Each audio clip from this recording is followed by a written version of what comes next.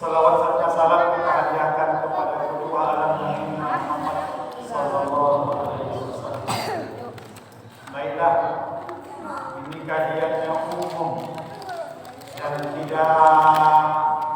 kitab. Untuk itu saya mengambil tema Quran surah ke-35 ayat 29-30. Surah apa Ustaz? Surah Fatir ayat 29-30. Ibu kata Allah, kalau kita lakukan tiga ini, dijamin Allah kita pasti beruntung selama-lamanya. Kita kan tak mau merugi, inginnya untung. Di ujung ayat Allah berkata, lan tabur, pakai huruf harfiah, menunjukkan selama-lamanya kita pasti beruntung kalau kita lakukan. Sama dengan Al-Baqarah ayat 120. Allah berfirman, wala tardo, selama-lamanya Yahudi Nasrani tak senang kepada Islam. Selama-lamanya pasti kamu. Apa yang tiga itu kita bahas lebih kurang 40 menit ke depan. Innal ladzina yatluna kitabah. Adapun orang yang beruntung yang pertama kata Allah adalah orang yang suka tilawah, membaca, menghafal, mengagungkan, melakukan, menghinakan, apalagi namanya, mendonasikan kemaslahatan Al-Quran. Jadi orang yang beruntung yang pertama adalah orang yang tidak meninggalkan Al-Quran, orang yang suka membaca Quran. Hadisnya tidak tanggung-tanggung. Riwayat Muslim, Rasulullah bersabda, khairukum man ta'allama al-Quran wa 'allamahu. Sebaik-baik kamu adalah orang yang belajar Quran dan mengajarkan Al-Quran. Jadi orang yang terbaik belum tentu pejabat, belum tentu hartawan, belum tentu pengusaha, tapi orang yang terbaik itu adalah orang yang mau belajar Quran dan mengajarkan Quran. Kelas kita ini yang awam masih belajar Al-Quran, itu pun kita diganjar Allah sebagai orang yang terbaik. Nah, dua, Rasulullah bersabda, hadisnya riwayat Imam At-Tirmidzi, riwayat Tirmidzi, zayyinu buyutakum bitilawatil Quran. Kata Rasulullah, hiasi rumah kami dengan tilawah bacaan Al-Quran. Rumah yang menakutkan, rumah yang menyeramkan, seperti kuburan adalah rumah yang di dalamnya tidak pernah dilantunkan ayat suci Al-Quran. Tengok ibu, tidak ada bacaan seindah, sebaik, sesempurna daripada Al-Quran. Satu huruf kita baca Quran, satu huruf pahalanya 10 kebaikan. Jadi kalau ibu baca Alif Lam Mim, berapa huruf nak? 3 huruf. Alif Lam Mim berarti 30 kebaikan. Kalau bapak baca Bismillahirrahmanirrahim, berapa huruf basmalah? 19 huruf dikalikan 10, 190 kebaikan. Begitulah seterusnya. Ibu, bapak, jamaah, kalau kita baca Quran, biar bertambah fadilahnya, pahalanya, walaupun kita hafal, sebaiknya kita lihat mushaf, kita lihat Quran. Kenapa begitu? Supaya dapat pahalanya satu, pahala kanan memegang Quran, membalik-balik Quran, nanti jadi saksi. 2. Pahala mata melihat Al-Quran. 3. Pahala anggota tubuh tunduk. Kan gak mungkin orang baca Quran gak tunduk. Tunduk. Seluruh anggota tubuh bekerja bersaksi saat kita membaca Al-Quran. Ada satu yang dahsyat. Biasanya ibu itu suka amalan. Hadisnya riwayat Imam Bukhari. Man qira'ataini, barang siapa yang membaca 2 ayat surah Al-Baqarah, 2 ayat aja surah Al-Baqarah fi lailah, pada malam hari, malam ini. Kata Rasulullah, semua kebutuhannya kafakan, dicukupkan Allah. Kebutuhan, bukan keinginan. Kalau keinginan nafsu, Bang. Kebutuhan. Bapak butuh salat malam, Allah kasih salat malam. Ibu punya butuh anak-anak yang tahfiz Quran, anak-anak jadi ulama, amalkan itu. Cukup 2 ayat terakhir surah Al-Baqarah. Hafal ibu ayat. Apa bapak? Kita tes. Bismillah. Ayatnya 2 ayat terakhir itu Amanar Rasul bima unzila ilaihi min rabbih wal mu'minun kullun amana billahi wa malaikatihi wa kutubihi wa rusulihi la nufarriqu baina ahadin min rusulihi wa qalu sami'na wa ata'na ghufranaka rabbana wa ilaikal masir. Sampai dulu. La yukallifullah illa wus'aha, la kasabat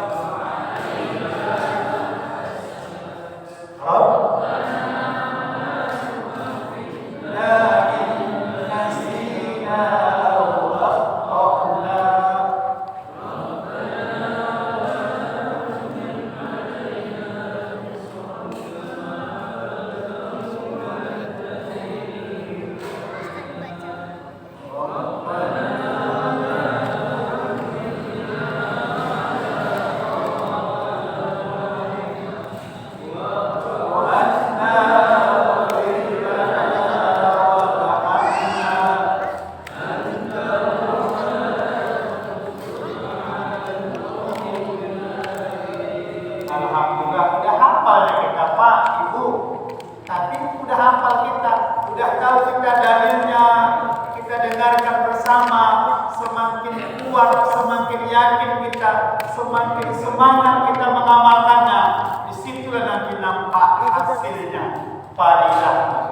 2 ayat aja diminta, tapi jangan gara-gara bilang cukup 2 ayat tadi baca lagi Quran.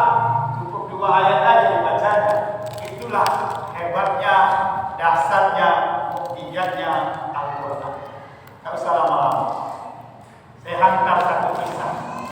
Mudah-mudahan kisah ini bisa dibawa pulang sebagai penyemangat bagi kita. Diceritakan di sebuah pondok pesantren Al-Quriyah, tepatnya di Palembang, yang punya pesantren Ustaz Al-Habsi. Diceritakan dalam sebuah buku, di rumahku ada surga. Malam itu 7 santrinya yang hafal Quran ikut musabaqah tahfiz Quran di kota Palembang. Karena pulangnya malam, diputuskanlah tidak naik bus, tapi naik rakit. Di Palembang itu kan banyak apa Pak, sungai ya. Naik rakit, diputuskan biar cepat sampai, bisa potong jalan. Ibu, 7 orang itu, 3 tidak bisa berenang, 4 bisa berenang. 3 tidak bisa berenang, 4 bisa berenang. Jalan. Tiba-tiba saja Pak, arus datang. Rakit pun goyang. Makin deras arusnya, rakit pun terbalik. Berapa orang yang yang tidak bisa berenang semuanya meninggal dunia. Dicari tim SAR 4 hari 4 malam, jenazah tidak diketemukan. Saat diketemukan, tim SAR spontan berkata, ini baru benar janji Allah. Kalau kita kan bilang ini mukjizat. Boleh, mukjizat hanya Nabi dan Rasul. Jenazah 4 hari 4 malam tidak diketemukan. Saat diketemukan, tubuhnya tak ada yang luka, tidak ada yang lecet, perutnya tidak kembung, tidak biru, segar seperti orang yang baru mati. Yang lebih dasar pula, yang 3 meninggal ini, 1 hafal Quran sempurna 30 juz.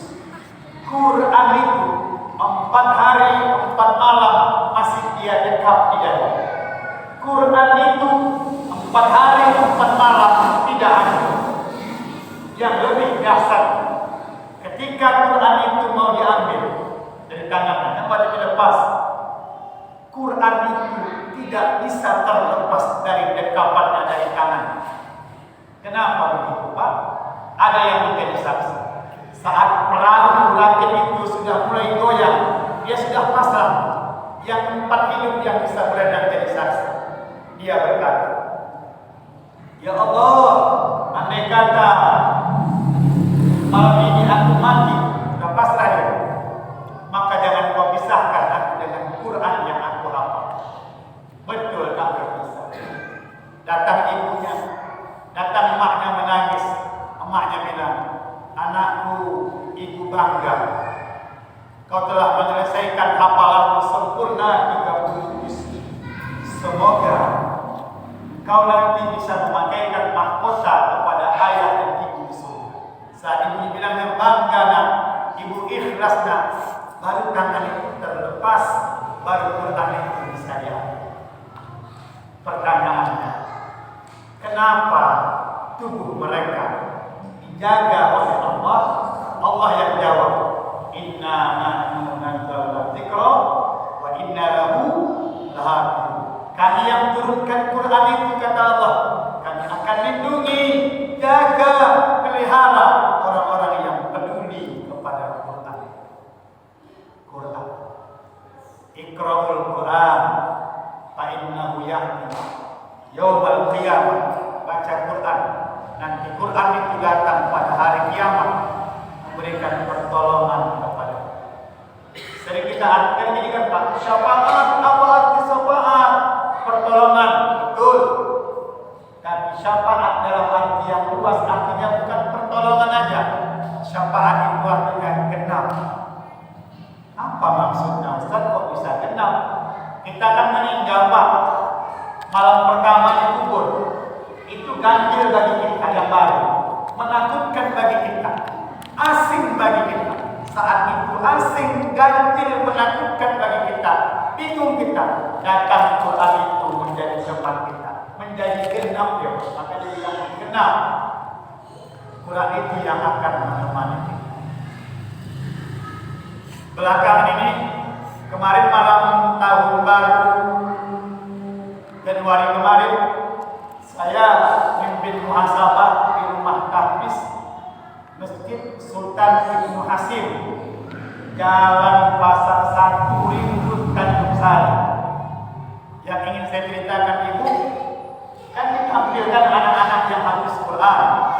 Mereka rata-rata hafal Quran 6 bulan Pak, 30 juz bersih. Mereka bilang, Ustaz, ini anak bulan 10 hari. Ustaz, ini anak bulan 22 hari. Ustaz, ini anak bulan sekian hari. Rata-rata Bu, nggak sampai setahun tembus 30 juz. Sekarang lagi dibangun pondok asrama putri untuk 100 putri hafizah. Semuanya gratis, semuanya difasilitasi, pakai AC mewah. Yang ini saya bilang tadi, heran saya, mujizat Allah ini 6 bulan 22 hari tembus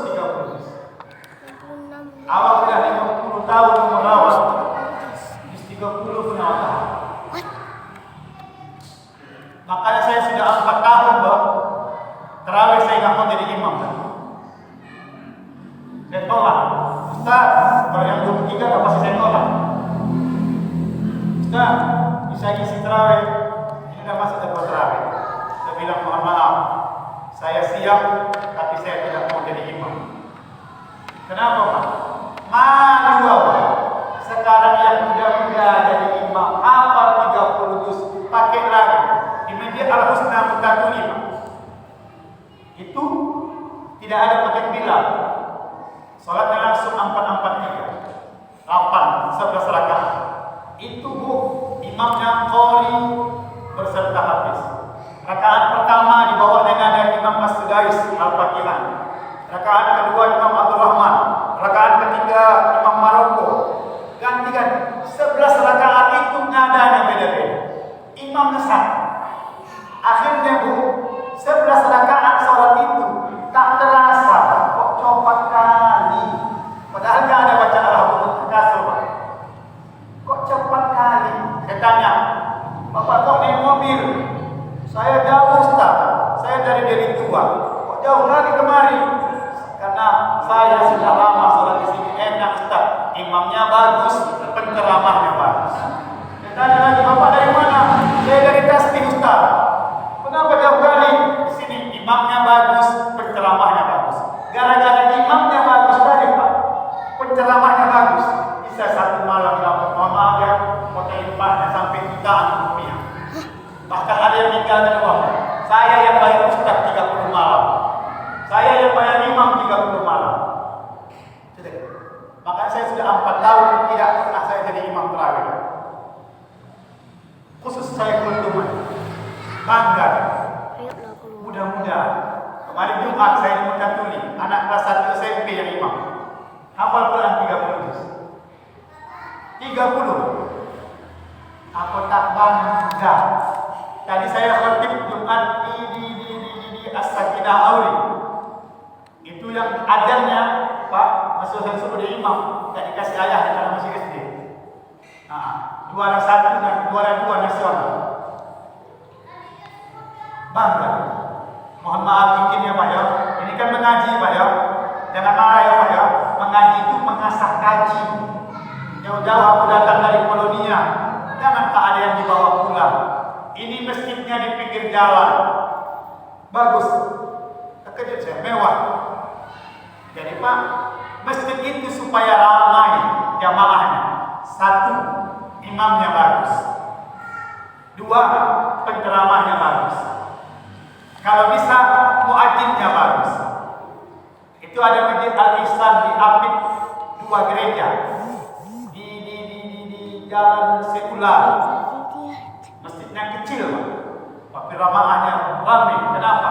Imamnya bagus, penceramahnya bagus. Itu ada masjid di Selambo. Masjidnya dalam gang, tapi jamaahnya banyak. Kenapa begitu Pak? Imamnya bagus, penceramahnya bagus. Kalau awal dulu ya lah, Alhaakumut Takatsur. Sekarang Pak tak berani awal lagi imam terawih ini. Makanya saya mundur saya Pak. Saya bilang sama masjidnya, kalau Bapak bersedia undang saya cuma kultum, saya mau. Kalau tidak saya tidak mau. Terakhir pun sudah paham mereka sudah lama saya mesti pengajian di situ. Mereka siapkan imam kalau saya masuk. Imamnya bagus. Bu, karena sholat berjamaah yang menjadi kunci adalah imam. Kalau imamnya khusyuk, jamaahnya khusyuk, semua yang berjamaah di tempat itu disebut Allah khusyuk. Maka kita adalah orang yang beruntung. Qad aflahal mu'minun, kata Allah. Sungguh beruntunglah orang-orang yang beriman. Siapa orang yang beriman itu beruntung? Alladzina hum fi sholatihim khashi'un. Itulah orang-orang yang khusyuk sholatnya. Pertanyaannya, di mana orang bisa khusyuk sholat? Kecuali di masjid. Udah di masjid, di mana orang bertambah khusyuk sholat? Yang mimpinnya imamnya bagus. Masjid Joko Karya. Itu hotel-hotel yang ada di sekitar Joko Karya. 2 tahun sebelum Ramadan sudah di-booking orang dari Eropa, dari Australia yang Muslim, dari ditanya dari Kuwait lagi. Anda dari Kuwait kan lebih dekat ke Mekah. Kenapa Anda kemarin? Di sini suasananya lebih kekeluargaan, imamnya bagus. Selama Ramadan imamnya di sana diundang dari Mekah dan dari Palestina. Apa kata BKM? Kami ingin yang jadi imam itu memang betul-betul lidahnya langsung dari Arab. Berapa ratus juta banyak-banyak Pak? Ratusan juta rupiah. Tapi ada satu orang beriman. Sekali lagi, imamnya khusyuk, makmumnya khusyuk. Semua yang berjamaah di tempat itu disebut Allah khusyuk. Andai kata imamnya tidak khusyuk, namanya manusia. Kan begitu. Ada satu saja jamaahnya yang khusyuk. Tak mungkinkah ada yang khusyuk? Semua yang berjamaah itu disebut Allah khusyuk. Berarti kita adalah orang yang beruntung. Sebenarnya Allah mau bilang begini. Kayak ini Pak ya. Tahukah kamu siapakah orang-orang yang beruntung itu? Itulah orang yang datang berjamaah ke masjid. Tahukah kamu orang-orang yang rugi itu? Itulah orang yang tidak datang berjamaah ke masjid. Itu yang boleh bilang Allah. Apalagi salat Isya. Nah, ikuti dari Isya sini kan. Lau ya'lamuna an-nasa ma fi salatil Isya wa salatil Fajr la atawhuma wala. Kalau kamu tahu kelebihan Isya berjamaah ke masjid, niscaya kamu akan merangkak di tengah gelapnya malam, dinginnya subuh. Jadi imam salah satu kunci yang menjadi khusyuk tidaknya sholat berjamaah. Entah kenapa. Itu mungkin karena ikhlas itu ya Pak. Imamnya hafiz 10 juz contoh. Tak paling enak suaranya. Tapi karena dia tuh hafiz itu Pak, nyaman, nikmat kita berjamaah. Enak berjamaah. Kenapa Masjid Al-Jihad itu bisa sholat sampai 900 orang jamaahnya Pak? Padahal semua ruko di situ, Cina semua, tidak ada rumah penduduk. Semalam saya zuhur di sana, setengah jam saya baru pulang ke rumah. Kenapa sampai 900 orang? Pertama, tempatnya nyaman. Kedua, imamnya bagus. Bagaimana caranya? Ustaz, supaya imamnya bagus. Ibu, bapak, jamaah yang ada di sini ambil andil. Apa caranya? Tingkatkan infak. Dibayar imam. Dari uang infak itu, setiap ada orang berjamaah di sini nyaman, nikmat. Apa namanya lagi? Pahala yang berlimpah dari dapat. Tambahkan infak. Jangan takut. Ini masih satu kita bahas dulu setengah 10. Quran. Jangan tinggalkan Quran. Apa kata Allah? Ayatnya sederhana, segini. Ayat yang pertama turun, Iqra, fi'il amar perintah, baca. Wa rabbukal akram. Demi Tuhan, kenapa kata-katanya akram? Jamaah. Kenapa? Banyak sedikit kan? Artinya kalau kamu ingin dimuliakan Allah, maka jangan tinggalkan Al-Qur'an. Yang kedua, masjid apa namanya? Masjid Taqwa ya. Saya pikir masjid Muhammadiyah, kan masjid Taqwa. Oh ada Taqwa. Oh, dekat juga saya tadi. Barangkali Muhammadiyah. Tapi nggak apa-apa, saya kan ingin senang saya kalau Muhammadiyah. Nggak apa-apa, orang kita menyampaikan ayat kok. Dah, dua. Kalau saya dipanjang-panjang 5 menit lagi. Orang yang beruntung dijamin Allah yang kedua. Wa aqamas shalah. Udah bagus Qur'annya, senang dia baca Quran, bagus sholatnya. Kan berhubungan lagi dia Pak. Gak bisa dipisah, berhubungan lagi. Nah sekali lagi dijawab Bapak ini tadi, di mana orang yang bagus sholatnya? Di masjid. Hadis dari riwayat Muslim. Langkah kananmu datang ke masjid mengangkat derajat semakin banyak langkahmu ke masjid, semakin banyak dosamu terhapus. Saya tanya ibu dulu, siapa yang paling jauh rumahnya malam ini dari Masjid At-Taqwa? Itulah dosanya yang paling banyak diampuni. Saya Bapak dari Polonia. Enggak lah, kan saya kan lagi mau di teleponnya kemana. Itulah ganjaran. Bayangkan itu. Langkah kanannya mengangkat derajat, langkah kirinya menghapuskan dosa. Ada yang membuat saya geram banget. Apa itu? Sholat Jumat. Ingat Pak ya, sholat Jumat itu begitu khotib naik ke mimbar, maka pahala jemaahnya sudah hilang, hanya dapat apa? Telur ayam. Siapa yang pertama kali datang jam 10 pagi, malaikat sudah duduk di depan pintu mencatat. Yang pertama kali datang dikasih pahala 1 buah kerbau, lembu dan seterusnya. Ayam, terakhir begitu khotib naik ke mimbar, datang awak hanya tinggal dapat telur ayam aja. Apa yang saya sampaikan Pak? Banyak orang tak paham itu. Udah ajak dia baru ke masjid. Apalagi di kantor-kantor, karena speakernya dimasukkan ke kantor. Udah khotibnya naik, assalamualaikum, baru mereka datang satu. Khotib udah saya salah satu tempat tentara. Banyak jamaahnya duduk di depan masjid. Begitu azan belum juga masuk. Azan kedua juga belum masuk. Apa maksud orang ini saya pikir? Begitu saya naik khotib, udah mau khotib pertama habis, baru mereka masuk. Saya hantam Bapak. Nah, mulai saya di mimbar itu, baru mereka masuk. Jumat itu kan ganti zuhur.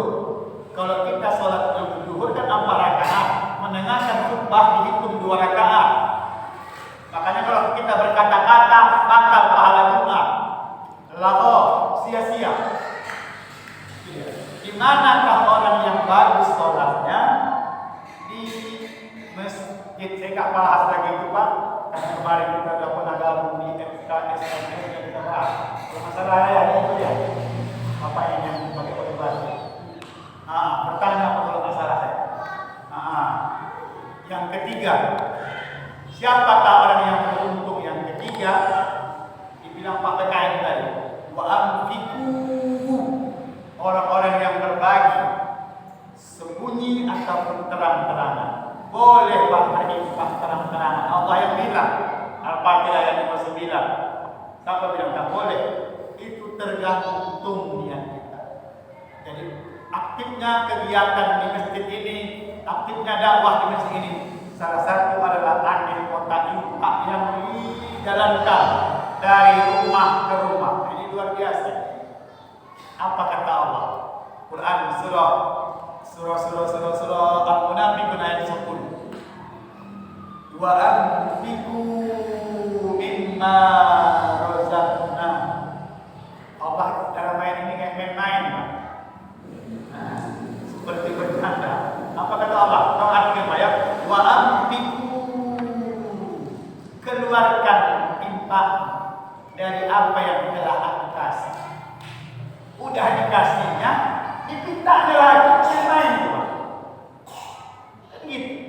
Tapi maknanya bukan begitu. Kenapa Allah bilang begitu? Kadang manusia itu lupa. Harus diingatkan lagi. Ini aku titip, sekarang aku pinta lagi, ambil lagi titipan lagi. Kira-kira begitu. Maka di ujung ayat itu, ayat 10 Al-Munafiqun itu, laula asyartani ila ajalin qarib. Penyesalan orang yang mau mati cuma satu. Apa itu? Fa'asaddaqo, kami hanya ingin berinfak berbagi. Kenapa orang yang mau mati itu tidak bilang kami ingin ke masjid, kami ingin ini, kami ingin, tapi kami ingin bersedekah. Karena pahala sedekah itu nampak. Kalau orang mau mati itu disaksikan, nampaknya pahala orang-orang yang berbuat. Apa yang kita infakkan, apa yang kita sedekahkan, itu tak ada yang sia-sia, pasti akan diganti, dibalas oleh Allah. Saya tutup dengan satu cerita. Ini di Jogja. Saya baca di buku khutbah Jumat. Sekarang tak kemana. Sudah lama saya beli di toko buku Wali Songo. Ada anak muda, anak kecil, kelas 2 SMP, hitam, kurus, dekil, kelas 2 SMP. Berapa tahun itu? Kalau di buku ini bilang 14 tahun. Dan kerjaannya dia nggak minta sedekah. Dia punya pendirian pekerja. Hari itu dia berdagang, dagangannya nggak laku. Hujan deras. Apa namanya? Satu harian lagi, dagangannya nggak laku. Mau pulang naik angkot, nggak ada ongkos. Mau makan nggak ada duit, lapar, menggeletar anak kecil tadi. Akhirnya dia beranikan minta sesuatu ke rumah warga. Karena terpaksa, dia ketok rumah warga.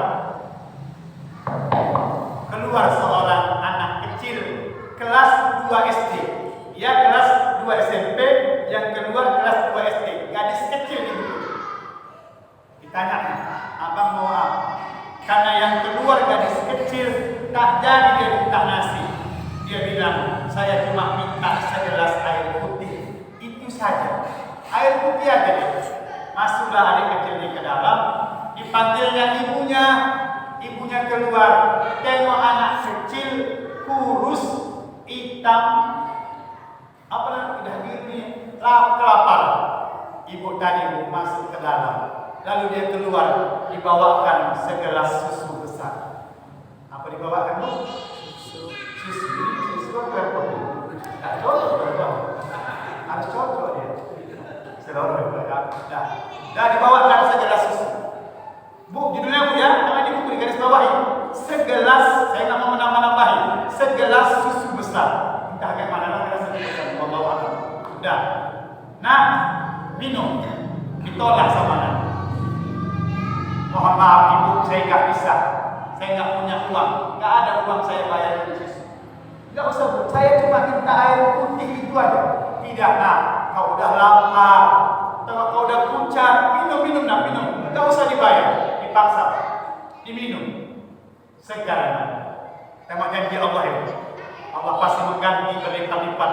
Ya, bertahun-tahun kemudian, Bu, anak kecil kelas 2 SD, gadis kecil tadi, udah dewasa, Bu, yang ngasih susu tadi, kena penyakit tak bisa diobati di Jogja, harus dibawa ke kota Jakarta.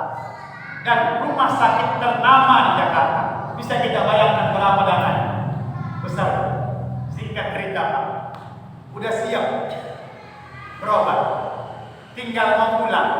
Sang ibu yang pernah ngasih susu bingung. Berapalah bayarannya? Ini pasti mahal. Ini kan rumah sakit besar, rumah sakit terbaik di Jakarta. Saat ibunya mau jalan ke kasir, mau nanya kira-kira berapa anggaran yang harus ditebus dan bisa minta tolong ke kampung di telepon. Saat itu datang dokter dengan gagah menghampiri sang ibu. Dari belakang, Bu. Ibu, selamat anak ibu yang kemarin itu yang dioperasi. Betul. Saya dengar ibu dari Jogja. Betul. Sama Bu, kita Bu dari Jogja. Saya juga dari Jogja, kata sang dokter. Ibu di Jogja di mana? Ditanya. Saya di Jogja, Jalan Semencirim, di samping Masjid At-Taqwa. Ada rumah gang kecil, ada pohon mangga. Ini saya betul ya. Saya di Jogja di sini. Ini. Oh, rumah ibu di Jogja di sini. Berarti rumah ibu yang jalan ini, gang ini yang ada pohon mangga paling sudut, yang putih. Dokter kok tahu? Kejut, Pak. Sekali lagi saya bilang ibu, rumah ibu ini. Iya dokter kok tahu? Tak salah lagi. Saya yakin, kata dokter. Ingatkah ibu beberapa tahun yang lalu ada anak kecil kelaparan minta segelas air susu? Lalu keluarlah seorang ibu dibawakan segelas susu besar. Ingat ibu, Gak ingat. Ibu rumahnya terbilang tadi betul. Dipeluk sang dokter menangis. Saya yakin ibu lah itu dulu yang pernah mengasih saya susu. Saya lah yang mengasih susu. Ibu mau kemana? Saya mau ke kasir mau nanya berapa anggarannya. Saya mau nelpon ke kampung apa yang bisa dijual dokter untuk bayar ini. Senyum dokter. Ibu, sebagai ungkapan terima kasih saya kepada ibu, ini ada amplop. Tolong ibu kasihkan ke kasir. Pergi pak, dokter dari. Ibu jalan ke kasir. Belum sampai ke kasir, penasaran ibu itu. Dia buka amplopnya.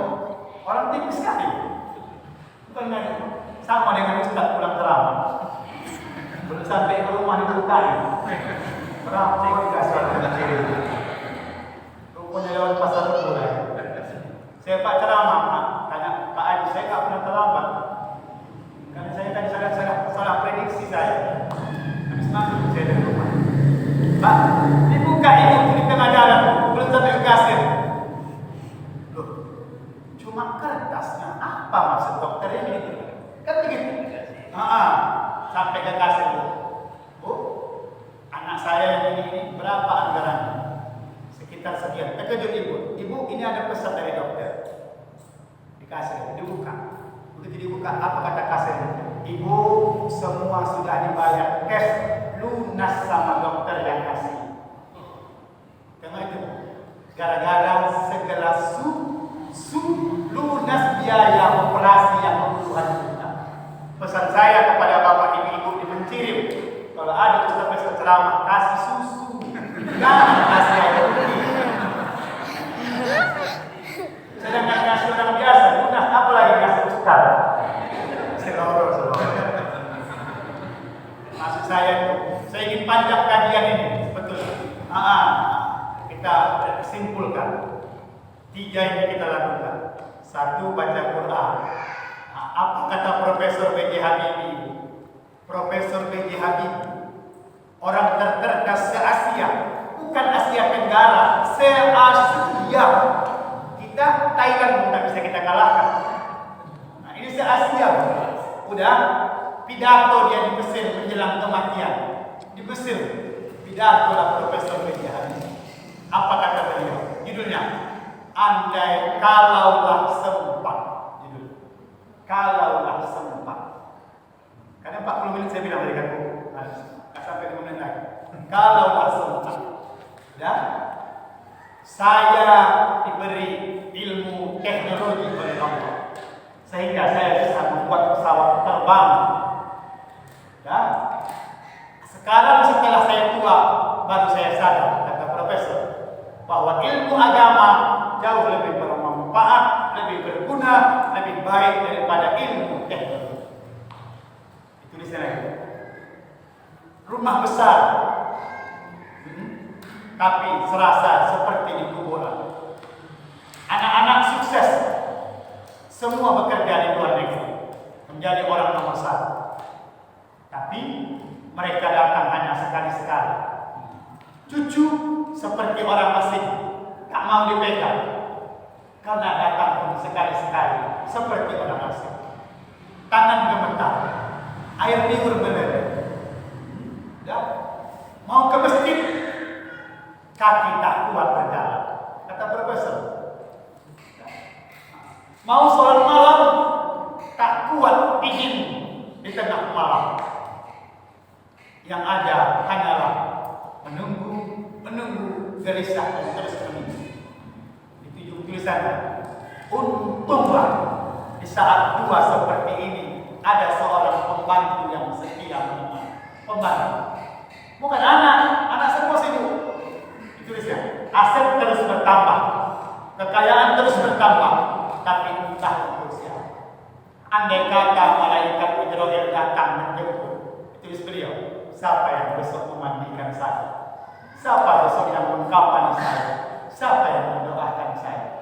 Anak-anak, sedangkan ibadah mereka sendiri mereka sulit, konon mendoakan orang.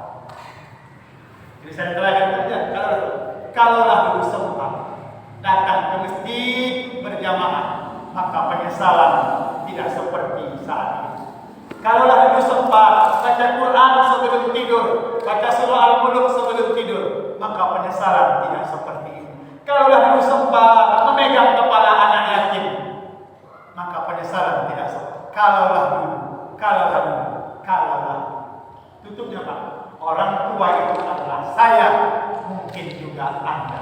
Na'udzubillah. Yang kita makan busuk, yang kita pakai lapuk, yang kita tinggal jadi rebutan dari warisan. Belum balik nama, udah pindah semua.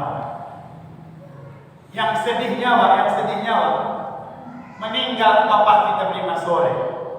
Dibilang anak, Pak Ustaz, boleh ayah saya inapkan malam ini aja di rumah. Inap apa tempat inap? Numpang. Boleh saya inap di rumah, boleh numpang itu.